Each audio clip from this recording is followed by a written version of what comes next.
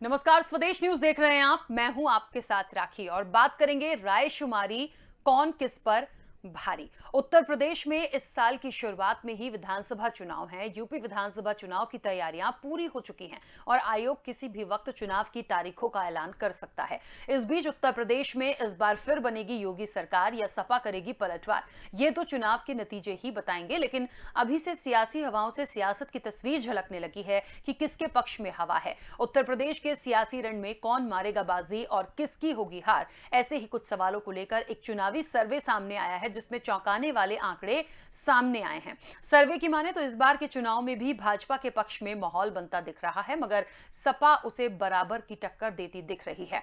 आपको बता दें कि एबीपी सी वोटर के सर्वे में उत्तर प्रदेश की जनता से पूछा गया कि अगर आज चुनाव हुए तो उत्तर प्रदेश में कौन बाजी मारेगा। इसके जवाब में जो आंकड़े आए हैं वो भाजपा के पक्ष में तो हैं ही, मगर सपा के बढ़ते ग्राफ उसे थोड़े से परेशान कर सकते हैं। दरअसल सर्वे में शामिल करीब 41% लोगों ने कहा कि भारतीय जनता पार्टी फिर से सत्ता में वापसी करेगी। वहीं जनता के मूड में सपा के प्रति भी प्यार बढ़ता दिख रहा है। करीब 33% लोगों ने समाजवादी पार्टी के पक्ष में अपनी राय दी है।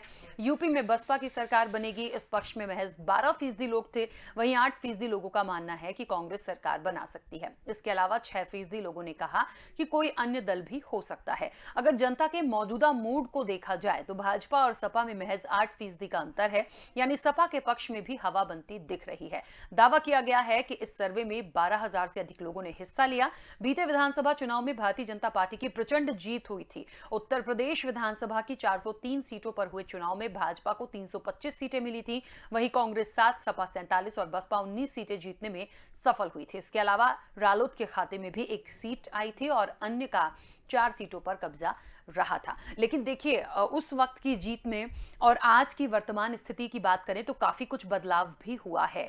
तब के इलेक्शन में और उसके बाद तमाम चीजों को देखें, कोविड की स्थितियां देखी, उतार चढ़ाव देखा, आर्थिक स्थितियां देखी, और सब चीजों का यदि समावेश करके देखा जाए तो वर्तमान में सरकार कितना उस टाइम पे कर पाई, अभी कितना कर रही है और एक्चुअल में कितना जो बता रही है उसका इंप्लीमेंट कितना हो रहा है। मुझे लगता है ये तमाम चीजें जनता देख रही है, समझ रही है। एक लंबा वक्त हो गया है और दोबारा ये जनादेश जो होगा ये जनता का होगा और बहुत महत्वपूर्ण होगा, क्योंकि कहीं ना कहीं आज वर्तमान स्थिति में कौन सोच रहा है, कौन जनता के लिए कर रहा है और किसकी कितनी योजनाओं का फायदा जनता को मिल रहा है, ये सब बहुत महत्वपूर्ण होगा। मैं इस चर्चा को आगे बढ़ाऊंगी। हमारे साथ कई मेहमान जुड़े हुए हैं। सबसे पहले मैं आपका परिचय करा दूं। भारतीय जनता पार्टी का पक्ष रखने के लिए राघवेंद्र सिंह जी हमारे साथ जुड़े हैं। राघवेंद्र जी, बहुत स्वागत चर्चा में जुड़ने के लिए। कांग्रेस का पक्ष रखने के लिए सत्यवीर सिंह जी हमारे साथ जुड़ेंगे। सत्यवीर जी, आपका भी बहुत स्वागत है। और सपा का पक्ष रखने के लिए अंकुर त्रिपाठी हमारे साथ जुड़े हैं। अंकुर जी, आपका भी बहुत स्वागत है। सबसे पहले तो मैं अपने सभी मेहमानों को नववर्ष की शुभकामनाएं दूंगी और निश्चित तौर पर शुभकामनाएं हमेशा स्वस्थ रहने की, अच्छा करने की, और क्योंकि इलेक्शन है तो उसके लिए भी बहुत सारा प्रयास करना है, बहुत मेहनत करनी है। तो निश्चित तौर पर राघवेंद्र जी, चर्चा की शुरुआत आपसे ही करना चाहूंगी। जो भी सर्वे आया, अच्छा लग रहा है। भारतीय जनता पार्टी कहीं ना कहीं एक जितने दावे, जितनी बातें बोलती करते आई है, उसके बाद कहीं ना कहीं बढ़त की तरफ है, लेकिन समाजवादी पार्टी बराबर से टक्कर दे रही है। देखिए, सर्वे में आया है इसलिए हम बात कर रहे हैं, लेकिन ये पूरी जनता का सर्वे नहीं है। कुछ फीसदी जो इसमें लोग शामिल हुए थे, ये उनका सर्वे है। फिर भी एक माइंड पता चलता है कि आखिर क्या चल रहा है। जी जी, क्या पूछना चाहती हैं कुछ? जी राघवेंद्र जी, मेरी आवाज नहीं पहुंची आप तक? क्या मेरी आवाज आ रही है आपके पास तक? जी बिल्कुल। हाँ, बताएं बताएं। देखिए, राघवेंद्र भारतीय जी, जनता पार्टी जी, हाँ बोलिए। हाँ बोल रहा हूँ, मैं प्रयास कर रहा हूँ। देखिए, भारतीय जनता पार्टी की तो जैसे सरकार बनी थी उत्तर प्रदेश में, उसने पूरी ईमानदारी से अपना काम करने का प्रयास पहले दिन से ही प्रयास किया था। लगभग 36,000 करोड़ रुपए का ऋण पहले दिन भारतीय जनता पार्टी की प्रदेश सरकार ने माफ किया था और रूमर स्क्वाड बना दिया था। उस दिन के बाद से लेकर आज तक भारतीय जनता पार्टी चरैवेती धीरे धीरे धीरे धीरे समाज के हित में काम करते हुए, सुशासन के विकास को, एजेंडे को काम करते हुए हम लोग लगातार काम कर रहे हैं। उसी का परिणाम है कि कोरोना काल में लगभग पौने 2 वर्ष खराब हुए। उसके बावजूद उत्तर प्रदेश में बेरोजगारी दर हमने 17.5% से कम करके 6.5% की। ये बहुत बड़ी उपलब्धि है। उसके अलावा हमारे उत्तर प्रदेश में किसी समय एक भी केंद्रीय योजना में उत्तर प्रदेश अव्वल नहीं आता था। आज उत्तर प्रदेश में केंद्रीय 44 योजनाएं इसमें है जिसमें ये अव्वल है और शेष सभी में दूसरे नंबर पर उत्तर प्रदेश है। आज भारतीय जनता पार्टी उत्तर प्रदेश में जिस तरीके से विकास और सुशासन के एजेंडे पर काम कर किया हुआ है, जिस प्रकार से अपने जितने भी घोषणा पत्र थे उसमें हम लोग ईमानदारी से काम किया और उसमें सफल हुए हैं, हम लोग गौरवान्वित हैं। हम लोगों ने उत्तर प्रदेश में लगभग 4.5 लाख सरकारी नौकरी देने का काम किया है। समाजवादी पार्टी के कार्यकाल हो चाहे बहुजन समाज पार्टी के 2 वर्ष का कार्यकाल है, दोनों सरकारों के 2-2 वर्ष का कार्यकाल जोड़ ले तो इतनी 4.5 लाख से ऊपर सरकारी नौकरी इन लोगों ने नहीं दी थी। आजादी से लेकर अभी तक उत्तर प्रदेश में मात्र 17 मेडिकल कॉलेज थे, उसमें से अंग्रेजों ने 4 मेडिकल कॉलेज बनाए थे और इधर आजादी से लेकर के 2017 तक मात्र 14 मेडिकल कॉलेज थे। 14 मेडिकल कॉलेज बनाए थे। भारतीय जनता पार्टी ने लगभग 4.5 वर्षों में 32 सरकारी मेडिकल कॉलेज बनाने का काम किया है। कल्पना करिए 32 सरकारी मेडिकल कॉलेज मात्र 4.5 वर्षों में, और हर जिले में पीपी मॉडल से एक मेडिकल कॉलेज खड़ा करने का काम किया है। ओडीओपी के माध्यम से 5,000 करोड़ का ऋण दिया है, जिसमें उत्तर प्रदेश से 25 लाख से अधिक लोगों को रोजगार मिला है। 5 एक्सप्रेसवे बनाने का काम किया भारतीय जनता पार्टी की प्रदेश सरकार ने। 10 महानगरों में मेट्रो चलाने का काम किया, जिसमें 4 महानगरों में मेट्रो चल भी चुकी है। 15 एयरपोर्ट बनाए हैं भारतीय जनता पार्टी ने, जिसमें 5 इंटरनेशनल एयरपोर्ट रहे हैं। 3.5 लाख ऊपर से 3.5 लाख नौजवानों को संविदा पे हम लोगों ने नौकरी देने का काम किया है। एमएसएमई सेक्टर से लगभग 2 करोड़ लोगों को रोजगार दिया है। इसी प्रकार के अनऑर्गेनाइज सेक्टर में बहुत काम किया है। समाजवादी पार्टी की सरकार उत्तर प्रदेश में लोगों ने देखी थी, हर तीसरे दिन उत्तर प्रदेश में दंगे हुआ करते थे। आपके मुजफ्फरनगर जो दंगा हुआ था वो इतना ऐतिहासिक दंगा हुआ था, लगभग उसमें 75 लोगों की हत्याएं हुई थी और 5,000 लोगों से ऊपर ज्यादा बेघर हुए थे। इसी प्रकार से जवाहर बाग, जिसमें रामवृक्ष यादव अभी तक गायब है। समाजवादी पार्टी सरकार की अराजक सरकार ने जिस प्रकार से उत्तर प्रदेश में अराजकता का नंगा नाच किया था, विकास के एजेंडे में कोई काम नहीं किया था, उसके बिल्कुल विपरीत भारतीय जनता पार्टी ने उत्तर प्रदेश में सुशासन के कन्याने को आयाम स्थापित किए हैं और विकास के एजेंडे पर तमाम काम किए हैं। भारतीय जनता पार्टी अगले वर्ष जो होने वाले विधानसभा चुनाव में सुशासन और विकास के एजेंडे पर चुनाव लड़ेगी, चाहे समाजवादी पार्टी जितनी भी कलाबाजी खा ले, चाहे बहुजन समाज पार्टी चाहे इतनी भी कलाबाजी खा ले, लेकिन भारतीय जनता पार्टी के विकास और सुशासन के एजेंडे पर आके इनको चुनाव लड़ना ही पड़ेगा। ठीक है। अंकुर जी, मेरी आवाज पहुंच रही है आप तक? जी मैम, पहुंच रही है आपकी आवाज। अंकुर जी, अच्छा है जिस तरीके से भारतीय जनता पार्टी के लिए मैंने कहा कि जब कोई सर्वे आता है, कुछ लोगों के बीच से ही आए, हजारों लोगों के बीच से आए, लेकिन एक मोटिव पता चलता है, एक मूड पता चलता है कि किसकी तरफ चीजें ज्यादा जा रही हैं। तो एक बात तो बिल्कुल साफ है, भले भारतीय जनता पार्टी की बढ़त दिख रही हो, लेकिन सपा का भाई अच्छा है, बराबर से समाजवादी पार्टी टक्कर दे रही है, बाकी अन्य दल उसके बाद हैं।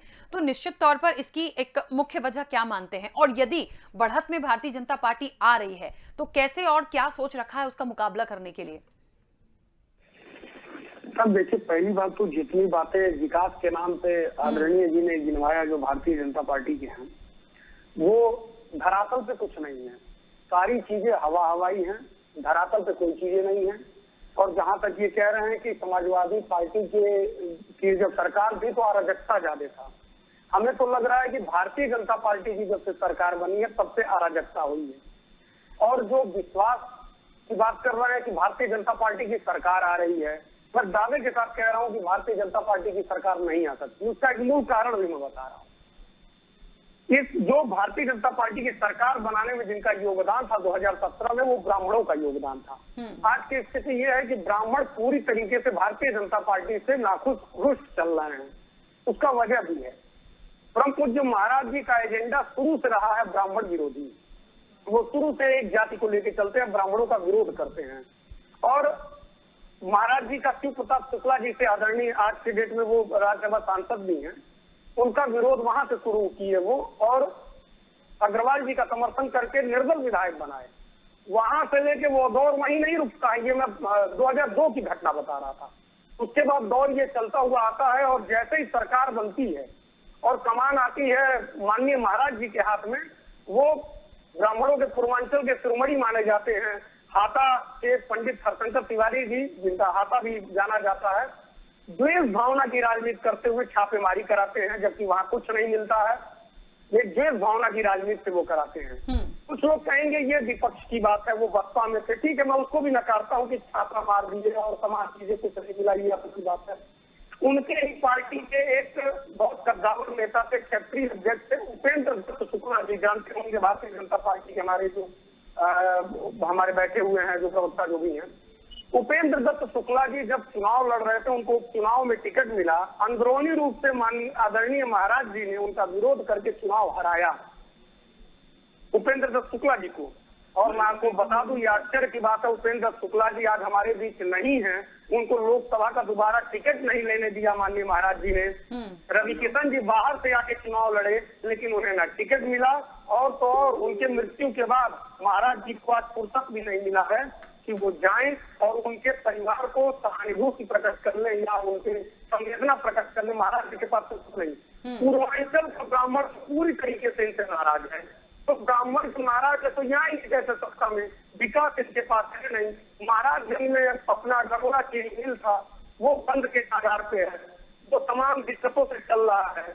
अब ये बातें ऐसी करके जैसा लगता है कि भारत सन 2014 में आजाद हुआ है, सन 2017 में सारे विकास के रास्ते खुल गए हैं, सड़कें हमने देखी नहीं थी, लाइट हमारे पूर्वजों ने नहीं देखा था, ब्लॉकों का कोई वो नहीं हुआ, सब नई चीजें, ये जितनी चीजें लाते हैं, सड़क, बिजली, पानी, हम लोग लगता है पहली बार इनको छू रहे हैं और देख रहे हैं। ऐसा नहीं है, हमारे पूर्वज इन चीजों को देख चुके हैं, सारी चीजों को देख चुके हैं, करा चुके हैं, तो ये नई बात नहीं है। हाँ, उसमें जोड़ा गया है।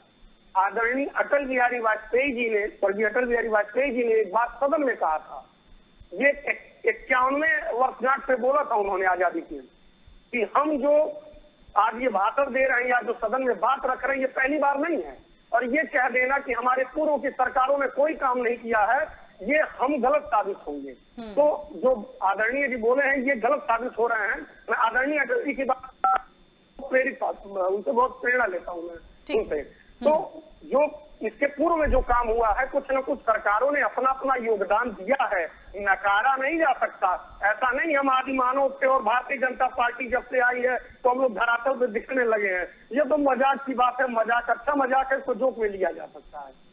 ठीक है, राघवेंद्र जी, बहुत सारी बात यहाँ पर जिस तरीके से आई है, अंकुर जी ने एक चीज बहुत स्पष्ट करी है कि एक वजह जो उन्होंने बताई कि भारतीय जनता पार्टी की सरकार क्यों नहीं आ सकती, कितना संतुष्ट है उस बात से? या आपको लग रहा है ब्राह्मण वोटर्स, और वाकई में ये कहा गया है कि पूर्वांचल में वाकई में जो वोटर्स हैं उनके लिए बीजेपी बहुत प्रयास भी कर रही थी और थोड़ी सी वहां से राह मुश्किल भी है? नहीं, भारतीय जनता पार्टी जो है कोई उसकी राह मुश्किल नहीं है। हम लोग जनता में अदालत में जाने के लिए पूरी तरीके से तैयार हैं। हम लोगों ने इतने विकास के एजेंडे, विकास का और सुशासन के इतने काम किए हुए हैं कि हम लोग पूरी तरीके से हमको विश्वास है कि जनता का समर्थन हम ही को मिलेगा। अभी जो समाजवादी पार्टी के प्रवक्ता महोदय कह रहे थे, सिर्फ हवाई बातें कह रहे थे, मैं तो सरकारी आंकड़े लेकर के बैठता हूँ, तो सरकारी आंकड़ों में बात करता हूँ। आजादी से लेकर के अभी तक क्या उत्तर प्रदेश में मात्र 13 सरकारी मेडिकल कॉलेज नहीं थे? आजादी में अंग्रेजों ने मात्र 4 मेडिकल कॉलेज बनाए थे 47 तक, और 47 से लेकर 2017 तक मात्र 13 मेडिकल कॉलेज नहीं बने थे। क्या उत्तर प्रदेश की सरकार 32 मेडिकल कॉलेज नहीं उत्तर प्रदेश की सरकार बनवाई है? इसमें 9 मेडिकल कॉलेज का एक दिन में माननीय नरेंद्र मोदी जी ने उद्घाटन किया था। इसमें 7 मेडिकल कॉलेज पूर्वांचल के ही थे। ये क्या गलत है क्या? क्या उत्तर प्रदेश में बेरोजगारी दर 17.5% नहीं थी? 2017 में हमने उसको कम करके 6.5% नहीं किया? क्या 45 लाख से अधिक गरीबों को उत्तर प्रदेश से आवास नहीं उपलब्ध कराए गए? क्या 1.5 करोड़ घरों को मुफ्त बिजली नहीं पहुंचाई गई? क्या 7 करोड़ लोगों को 5 लाख तक का मुफ्त बीमा नहीं दिया गया? करोड़ों लोगों को मुफ्त शौचालय नहीं दिए गए? 15 करोड़ से अधिक लोगों को क्या उत्तर प्रदेश में राशन उपलब्ध नहीं कराया जा रहा है? इस प्रकार से तमाम काम हो रहे हैं। आज जो उत्तर प्रदेश में फिल्म सिटी बन रही है, डिफेंस कॉरिडोर बन रहा है, लेदर पार्क बन रहे हैं, विकास के नए नए आयाम स्थापित हो रहे हैं। समाजवादी पार्टी के प्रवक्ता हो या बहुजन समाज पार्टी के प्रवक्ता हो, इनका जो दोष नहीं है, वास्तविकता ये है इनके पास कहने के लिए कुछ नहीं है। मैं दावा करता हूँ कोई ये 5 काम समाजवादी पार्टी ने कोई स्थापित 5 काम कराए हो, वो बता दे कि ये इन लोगों ने ऐसे काम किए। भारतीय जनता पार्टी तो गिना रही है समाजवादी पार्टी के कार्यकाल में हाँ अपराध कितना हुआ जरा सरकारी आंकड़े मैं बता रहा हूँ, केंद्र सरकार के आंकड़े। 2012 में 5,666 लोगों की हत्या हुई थी, 2013 में 6,000 लोगों की हत्या हुई थी, 2014 में उत्तर प्रदेश में 7,500 लोगों की हत्या हुई थी, 2015 में 4,732 लोगों की हत्या हुई थी और 2016 में 4,889 लोगों की उत्तर प्रदेश में हत्या हुई थी। देखा जी, ये पता है जहाँ आंकड़ा कहाँ गिरता है जाके, 30,000 लोगों की हत्याएं 5 वर्षों में समाजवादी पार्टी के कार्यकाल में हुई थी। आप अपेक्षा कर सकती है ये समाजवादी पार्टी ने क्या किया उत्तर प्रदेश में? हर रोज दंगे हुआ करते थे। जिस प्रकार से समाजवादी पार्टी के मुखिया के साथ बड़े बड़े अपराधी हेलीकॉप्टर में घुमा करते थे, आज वही सब अपराधी जेलों के शीशों के पीछे है। मऊ में जिस प्रकार से मुख्तार अंसारी घुमा करते थे और मुख्तार अंसारी गिरफ्तार होने के बाद वहाँ समाजवादी पार्टी की सरकार ने पक्का तालाब खुदवा करके दिया था जेल में कि इनको मुख्तार अंसारी को ताजी मछलियां मिले। अरे पूरे उत्तर प्रदेश की जनता त्राहिमाम कर दी थी जिस प्रकार से इन लोगों ने अराजकता का वातावरण बनाया था। हर साल तो इनका जन्मदिन मनता था, जिसमें सरकारी खजाने से 500 करोड़ रुपए खर्च होते थे। 500 करोड़ रुपए मुलायम सिंह के जन्मदिन में खर्च होते थे। विदेश से बग्गी आती थी। कल्पना करिए 5 वर्षों में 2,500 करोड़ रुपए जन्मदिन में खर्च होता था। क्या ये सरकार चलाते थे? ये लोग बात अपने भाई भतीजेवाद परिवारवाद के लिए सरकार चलाते थे। एक बात मैं और बता रहा हूँ, मैंने 5 काम इनसे बताए थे, 5 काम गिरा चाहिए। ठीक है अंकुर जी, 1 मिनट अपनी बात रखिएगा, कुछ कहना चाह रहे थे। बहुत देर बाद कांग्रेस का पक्ष रखने के लिए सत्यवीर जी हमारे साथ जुड़े हैं। सत्यवीर जी, एक सर्वे हुआ है और सर्वे के मुताबिक यदि देखा जाए तो भारतीय जनता पार्टी लीड कर रही है और सपा बराबर से टक्कर दे रही है। कांग्रेस की बात करें, कांग्रेस की या बसपा की बात करें, अन्य दलों की बात करें तो वो उसके बाद हैं। कैसे कांग्रेस कॉम्पीट कर पाएगी, कैसे आ पाएगी उस बीच की रेस में? देखिए मैडम, जिस तरह से भारतीय जनता पार्टी की सर्वे में दिखाया जा रहा है कि उनकी सरकार बनती, इस सर्वे में हो सकता है, लेकिन धरातल पे जब आप जाओगे तो आपको कहीं भी भारतीय जनता पार्टी खड़ी होती नजर नहीं आ रही है। आपने अपने टीवी चैनलों पे दिखाया कि जिस तरह से भारतीय जनता पार्टी के नेताओं को, उनके सांसदों को, उनके विधायकों को गांव में घुसने नहीं दिया जा रहा है। आप अभी मैं सुन रहा था, बता रहे थे कि किस तरह से अराजकता खत्म हुई है। आप धरातल पे आइए, मैं जमीन से बात कर रहा हूँ, स्टूडियो से निकलिए, आप देखिए कि किस तरह से भय भ्रष्टाचार चरम पे है, अपराध चरम पे है। ये बात कर रहे थे मुख्तार अंसारी की। मैं जौनपुर से आता हूँ, इनामिया जो हमारे यहाँ इनामिया पूर्व सांसद है, वो खुलेआम गाड़ियों से घूम रहे हैं और योगी की पुलिस उनको सैल्यूट कर रही है। ये संरक्षण देने का काम करते हैं। भारतीय जनता पार्टी की सरकार में योगी जी ने कहा था कि या तो अपराधी देश के बाहर होगा या नहीं होगा। तो आप जान लीजिए कि अपराधी 2 जगह है, ये विधानसभा में है, दूसरा मठ के अंदर है। जिस तरह से अपराध चरम पे है, भ्रष्टाचार चरम पे है, महिलाओं के साथ अत्याचार हो रहा है, महिलाओं के साथ बलात्कार करके हत्या कर दी जा रही है। मैं मिर्जापुर में हूँ, 9 साल की बच्ची के साथ बलात्कार करके उसकी हत्या कर दी गई और ये भारतीय जनता पार्टी के लोग संरक्षण देने का काम कर रहे हैं। ऐसी सरकार को जनता बिल्कुल भी स्वीकार करने को तैयार नहीं है। रही बात कांग्रेस की, तो पिछले 32 सालों से कांग्रेस पार्टी की सरकार उत्तर प्रदेश में नहीं है, लेकिन प्रियंका गांधी के नेतृत्व में जिस तरह से हमने प्रतिज्ञा करी है, महिलाओं को आरक्षण देने की, महिलाओं को टिकटों में आरक्षण देने की, महिलाओं को बसों में फ्री यात्रा करने की, महिलाओं को 3 मुफ्त सिलेंडर देने की, उनकी सुरक्षा पे लड़ सकती हूं के तहत हम उत्तर प्रदेश के लोगों के बीच में, गांव गरीब के लोग बीच में जा रहे हैं। और कांग्रेस पार्टी की जो योजना है, जो केंद्र सरकार ने उत्तर प्रदेश ही नहीं पूरे देश में जो योजना बनाई है, उसको लेके जा रहा हूं। और मैं आपसे बताऊं कि लोग जिस तरह से कांग्रेस के साथ जुड़ रहे हैं, आप देखिए किस तरह से रैलियों में भीड़ मच रही है, किस तरह से हम किराए की भीड़ लेके नहीं जा रहे हैं। वो प्रियंका गांधी के नाम पे बदलाव की आदि है और परिवर्तन का संकल्प है और उत्तर प्रदेश में कांग्रेस ही विकल्प है। इसी के तहत हम मजबूती के साथ लड़ रहे हैं। भारतीय जनता पार्टी कहीं से लड़ती हुई नजर नहीं आ रही है जमीन पे। जो मैं आपसे वायदे के साथ और जिम्मेदारी के साथ कहना चाहता हूं। ठीक है, देखिए ये चीज तो मैंने बहुत चर्चा की शुरुआत में बोला था, हालांकि आप बाद में जुड़े हैं, कि सर्वे बहुत सारे आते हैं, सर्वे बहुत होते हैं, लेकिन एक्चुअल में जब नतीजे आएंगे, जब इलेक्शन होगा और जनादेश किसको मिलेगा, ये बहुत महत्वपूर्ण होता है। सर्वे में तो अक्सर ये होता है कि एक मोटिव देखा जाता है, मूड देखा जाता है, किस तरफ की लहर चल रही है, लेकिन निश्चित तौर पर यह बहुत महत्वपूर्ण होता है कि जब वहां छोटे छोटे कस्बों में आप पहुंचते हैं, वहां जब आप जा रहे होते हैं, देख रहे होते हैं, समझ रहे होते हैं उनकी प्रॉब्लम्स का सॉल्यूशन हुआ है या नहीं, तो ये चुनाव वाकई बहुत महत्वपूर्ण है, क्योंकि इससे पहले हमने बहुत सारा कोविड काल और पता नहीं क्या क्या देखा है, तो निश्चित तौर पर ये महत्वपूर्ण तो है। ठीक है, अंकुर जी कुछ कह रहे थे, अब अपनी बात रखिएगा।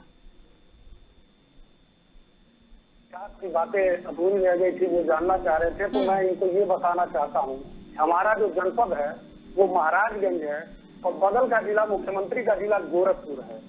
तो विकास का एक छोटा सा मैं इनके सामने वो मुद्दा रखना चाहता हूँ कि हमारे महाराजगंज से जो सांसद है, 6ठी बार के सांसद है और वित्तीय राज्य मंत्री भी हैं, आदरणीय पंकज चौधरी जी, माननीय जी, वो जिस गांव को गोद लिए थे वो अभी गांव गोद में ही है, उतर ही नहीं रहा है, बड़ा ही नहीं हो रहा है, लगभग काफी साल बीत गए, 5 साल अभी तक गोद में है।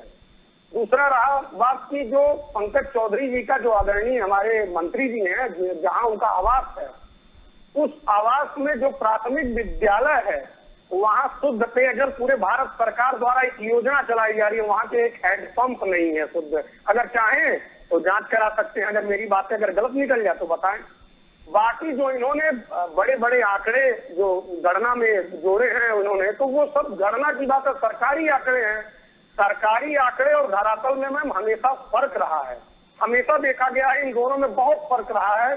गरीब को कोई चीजें नहीं मिलती हैं, लेकिन कागजों में, रिकॉर्डों में सब दर्ज हो जाता है, गरीबों की कोई सुनने वाला नहीं होता है। ये आज नहीं, आज से ये रिकॉर्ड आता है। तो ये जो सरकारी आंकड़े हैं मैं इन्हें नहीं मानता, जब तक धरातल को न देखा जाए। धरातल पे देखना हो तो हमारे सांसद जी का गोद में लिया हुआ गांव का बच्चा देखें जो गोद से उतर नहीं रहा। दूसरा, उनके गांव में ही जो प्राथमिक विद्यालय उसका हैंडपंप देखें। अब तीसरी बात आते हैं गुंडाराज पे, जिस बात पे ये कह रहे थे गुंडाराज, तो मैं ये गिनवा दूं, ये बता दूं इन्हें कि मैं गोरखपुर के बगल के जिले महाराजगंज से हूँ, जहाँ सांसद जी और हमारे मुख्यमंत्री जी की एक्टिविटी, जब वो सांसद हुआ करते थे तब ये सारी चीजें इनके ऐड हुआ करते थे उन चीजों में। वो मैं बताना चाहता हूँ आदरणीय जी को कि गुंडाराज, भारतीय जनता पार्टी के लोग ही उस समय गुंडाराज फैलाए हुए थे जब समाजवादी पार्टी की सरकार थी। इन्हें मैं याद दिलाना चाहूंगा कि जगह जगह पर जब योगी जी चलते थे तो कहीं भी चक्का जाम करवा देते थे। आज हिदायत है किसी भी पार्टी का व्यक्ति चक्का जाम नहीं करेगा। क्या तब संविधान नहीं था या तब सरकारें नहीं थी? गोरखपुर नौसर चौराहे पे डीआईजी को थप्पड़ मारने वाले परम पूज्य महाराज जी थे, क्या तब लॉ एंड ऑर्डर नहीं था? या किसी सांसद को छूट था कि किसी डीआईजी को सरेआम थप्पड़ मारा जा सकता है? ये था गुंडाराज। अभी पीपीगंज के पिपराई के एक यशो के खिलाफ कार्रवाई हुई और गालियां दी गई। यशो ने उल्टा सांसद जी के, तब के तत्कालीन सांसद परम पूज्य महाराज जी के बारे में बोल रहा हूं, उन्होंने मुकदमा दर्ज कराया कि वो धमकी दे रहे थे। ये था गुंडाराज। तो महाराज जी, गुंडाराज ये था जो भारतीय जनता पार्टी करती थी समाजवादी पार्टी के सरकार में। अब आप कहेंगे कि भारतीय जनता पार्टी सरकार है तो गुंडाराज क्यों नहीं है? क्योंकि सारे गुंडे तो मंत्री, विधायक और मुख्यमंत्री बन बैठे हैं। अब ये कहते हैं कि गुंडाराज साफ कर दिया गया। केशव मौर्य जी के ऊपर, आदरणीय केशव मौर्य जी हमारे प्रदेश के उप मुख्यमंत्री हैं, उनके खिलाफ 70 मुकदमे हैं। क्यों नहीं उनको गिरफ्तार किया जाता? क्यों नहीं उनका इनकाउंटर किया जाता? किसी महकमे में दम नहीं है कि उनका इनकाउंटर कर सके।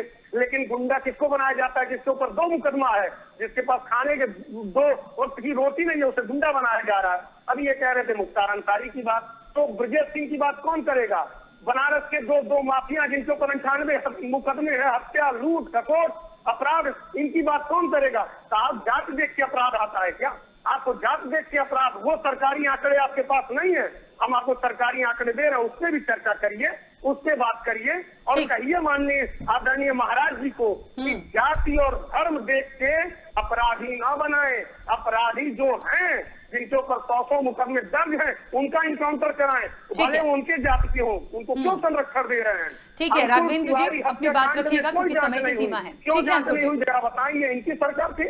ठीक, राघवेंद्र जी अपनी बात को जोड़ते हुए आगे कि क्या लखीमपुर खीरी में मंत्री के बेटे ने जिस तरह से किसानों के ऊपर गाड़ी चढ़ा के उनकी हत्या करी, मंत्री अभी भी प्रधानमंत्री के बगल में खड़ा होकर भाषण दे रहा है। अभी बिहार का जो विधायक है, उनके भाई जो टीईटी परीक्षा में पकड़े गए हैं, बताइए क्या उनके घर पे बुलडोजर चढ़ा? यही गोरखपुर के रहने वाले हैं। तो अपराध में और अपराधियों को संरक्षण देने का काम अगर कोई कर रहा है तो भारतीय जनता पार्टी की योगी की सरकार कर रही है और पूरी तरह से योगी उसमें संलिप्त है। मैंने आपको बताया कि जौनपुर में किस तरह से अपराधी को संरक्षण देने का काम योगी की सरकार कर रही है। बनारस में किस तरह से अपराधियों को संरक्षण देने का काम अगर कोई कर रहा है तो योगी की सरकार कर रही है और योगी चुप कर रहे हैं। मैं सत्यवीर जी बीच में रोक रही हूँ क्योंकि समय की सीमा है। राघवेंद्र जी जल्दी से इसका जवाब दे दीजिए, 30 सेकंड में। काम कर रहे हैं और भारतीय जनता पार्टी के मित्र बैठ के अपराधियों को खत्म करने की बात कर रहे हैं। मैं फिर कहता हूँ, अपराधी अगर कहीं पे है तो विधानसभा के अंदर में है और अपराधी कहीं पर है तो योगी आदित्यनाथ जी के मठ में बैठा है।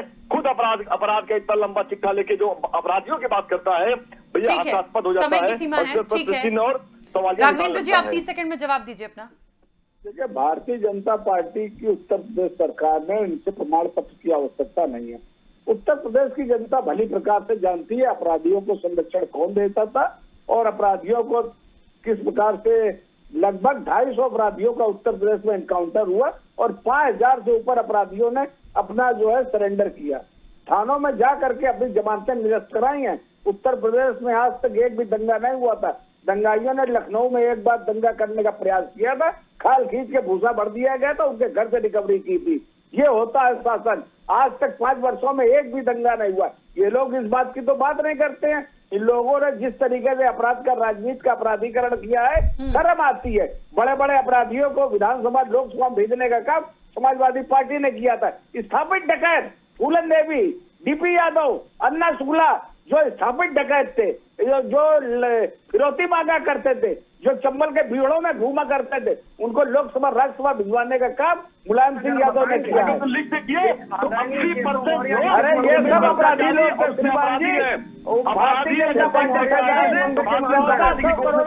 ठीक है, चलिए क्योंकि समय की सीमा है मैं बीच में रोकूंगी। आप सभी को, सभी मेहमानों का बहुत शुक्रिया इस चर्चा में जुड़ने के लिए। ठीक है, रायशुमारी कौन किस पर भारी, देखिए कोई जिस तरीके से चर्चा हो रही थी, जिस तरह से बात निकल कर आई है, निश्चित तौर पर बहुत महत्वपूर्ण है और महत्वपूर्ण सिर्फ जनता का जनादेश है। एक दूसरे पे आरोप प्रत्यारोप लगाएंगे, कोई किसी की सराहना अभी नहीं करेगा क्योंकि राजनीति है और इलेक्शन है, लेकिन जनता का मूड समझ में आ रहा है और धरातल पर वाकई में आप यदि जाकर देखें बहुत सी चीजें हम तक पहुंचती हैं तो निश्चित तौर पर एक हो सकता है जनता एक बड़ा बदलाव भी कर दिखाए, लेकिन किसकी तरफ ये बदलाव होगा वाकई में ये बहुत बड़ा एक सवाल है। तो ठीक है, लगातार अपडेट आप तक पहुंचाते रहेंगे। फिलहाल चर्चा में इतना ही। बने रहिए स्वदेश न्यूज के साथ, सबसे पहले देश।